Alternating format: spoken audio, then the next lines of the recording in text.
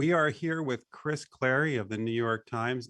Chris, last time we had you on, it was just Chris Clarey of the New York Times covering tennis. Now you have a new title, and we appreciate that despite this new title of New York Times best-selling author, that you are willing to join us. So thank you for joining us. How you doing?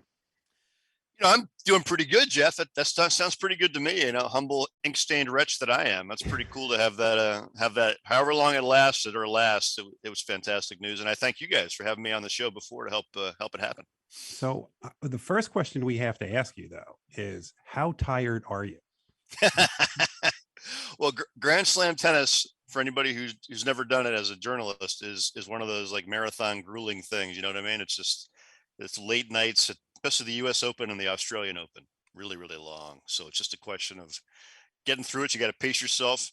And a lot of these matches, the best stuff happens after midnight. A lot of times, the best matches finish then. The best interviews and press conferences happen then. I feel like I've been in the U.S. Open press room at 1:30 or 2 a.m. far too many times. But you know what? This year, this edition, it has been worth it. What a great tournament. Yeah, so here's my big question about that. Jason and I were debating this earlier, is I don't understand, and as somebody who loves to go to the tournament, and I will admit I'm older than Jason, so this is might be the old person point of view, is I can't stand the fact that some of these matches that I want to watch start at 9 or 10 o'clock at night. But forget me, what is it like for the athlete to sit around all day and wait to have that match start that late? How do they perform that well that late? It's a trade-off, I think. Frankly, the players who reach real prominent spots in tennis get used to this because, as I said, in Australia, it's the case. At a lot of European tournaments, they're trying to get especially during the week, you're trying to get your public to come out and watch after work. And these are sometimes in Latin countries like Spain and Italy. It's more of a late night culture anyway, so people are kind of used to that. It's probably better for TV too, but I mean, it is tough, especially for people that are not used to it. And especially for people who have to kind of go from a day match, say on a Wednesday, and then a super late night match on a Friday and come back for a day match on a Sunday. I mean, you're messing with your clock. It's like you're jet lagging yourself. I think that's the way Andre Agassi described it one time. You were basically creating jet lag, even though you weren't on a plane. And it is kind of like that. And there's been a lot of tennis players and late night restaurants in New York City at 3 or 4 a.m. over the years. It's just the way it works. So keep your eyes open, guys. You never know who you're going to see out there. It's been an eventful 2 weeks. We've seen 5-set matches, some fantastic tennis, upsets. You talk about late at night. We had flooding and extreme weather one night. Tell us about the tournament and how we got to the fact that for the women's final, where we start, we have a combined finals age of 37 years old. It's the youngest U.S. Open final since 1999. Tell us about what's going on there. I know if you had Serena in the final, she alone would be older than the two of them combined. I mean, it is crazy. I feel like this tournament from the beginning has had a special energy. Not all of it has been great energy, but it's been energy. It has been amazing, and I think it's because of the return of the fans to the U.S. Open after what happened last year and what happened almost all of last season in so many sports, but especially in tennis especially. And tennis, really is in New York is a communion with the public. It is that late night vibe, or during the day it's that massive grounds and smells of hamburgers cooking and stuff grilling and all that kind of stuff happening all over the grounds.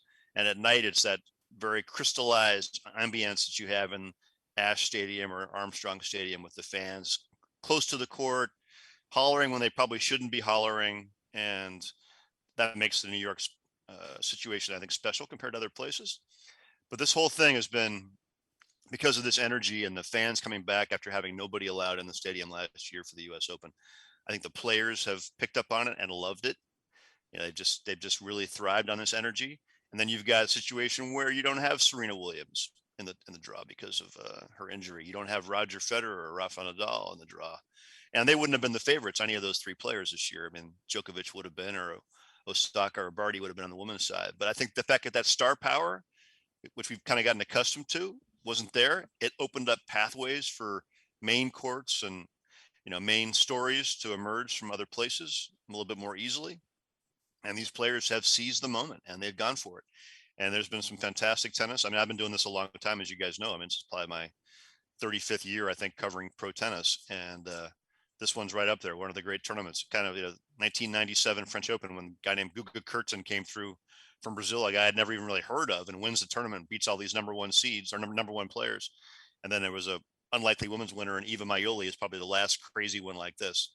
But this is a great contrast because you have Djokovic going for one of the ultimate achievements in sports, which is a real Grand Slam.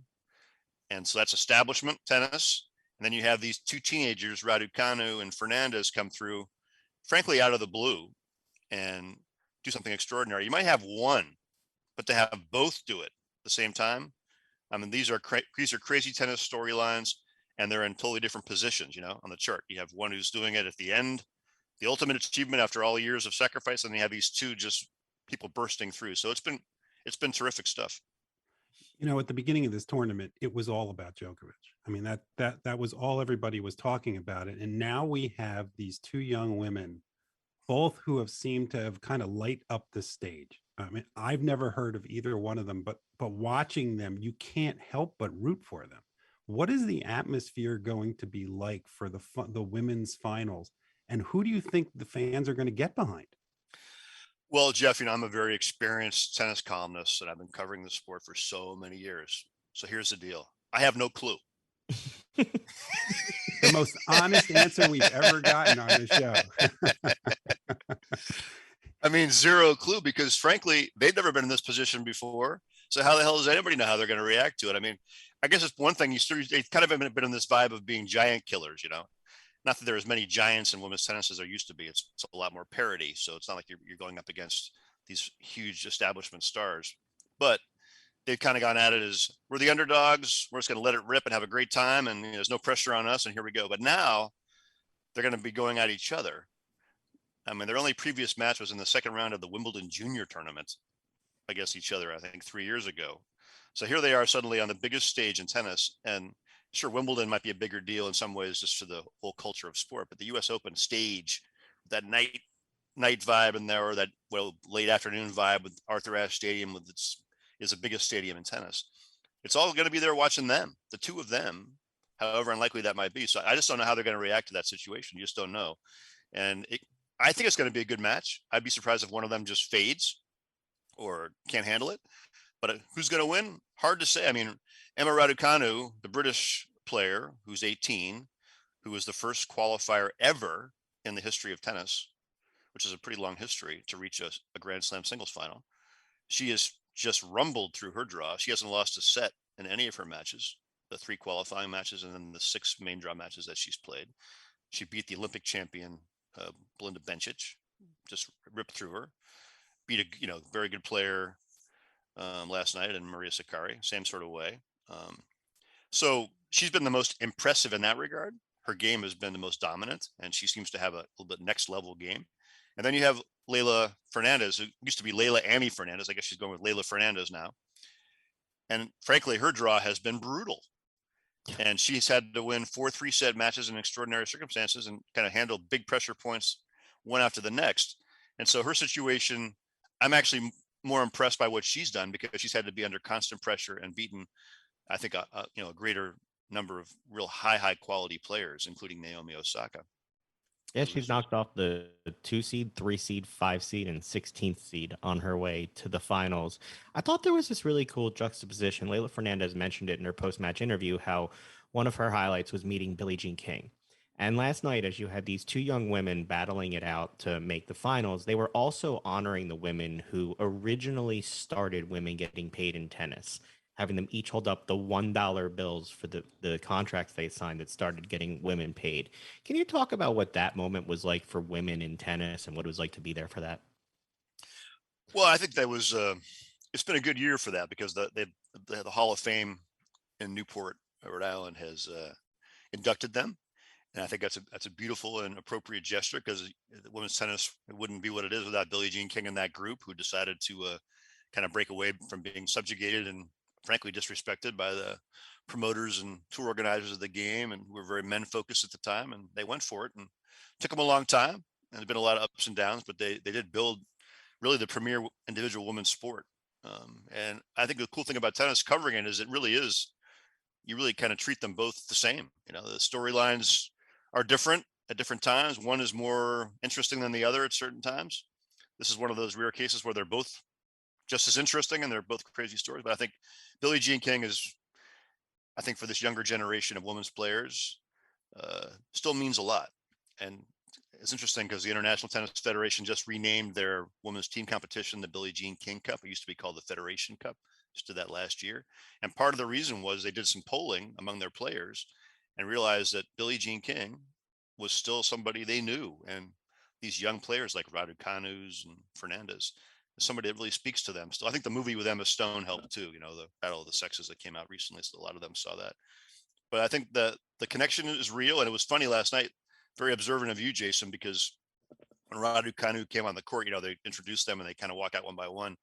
And she walked out, and the 6 members of the original 9, the woman who started the tour, were sitting there on the side of the court, just by the entrance point, Billie Jean King among them. And a lot of times you walk into a big stadium and your eyes are just, you don't know where you're looking. But Emma had total presence of mind, looked over and kind of winked at Billie Jean, kind of like waved, give him a little bit of a wave, and like, yeah, fist pump, and walked out. Like, thanks for the pass, ladies. Thanks for giving me this chance, kind of thing. So it was very cool. Yeah, I was really impressed. Like I said, it caught my attention.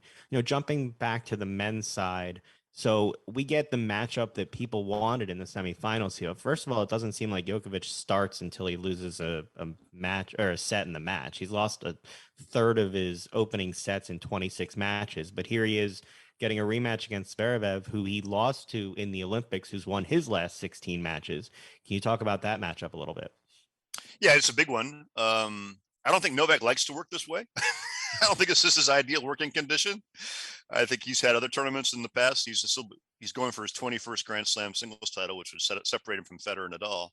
But he's won a lot of them by being dominant and sweeping through the early parts of the draw. It is a bit of a thing of attrition. It takes a toll on you when you have that sort of that fight and that scrap to get through a match. He has hit high gears in all those cases where he started to play great tennis. But Zverev is an interesting case because Zverev has been on people's radar for a very long time. He's 6'6". He runs like a deer. He's got a great backhand, huge serve. He has all the tools to be a dominant tennis player, even potentially a dominant number 1. But he's been a bit soft, been a bit fragile. He's got some stuff hanging over his head with some allegations that have been made against him about domestic violence. So I know that's preyed on him a bit over the last season or two.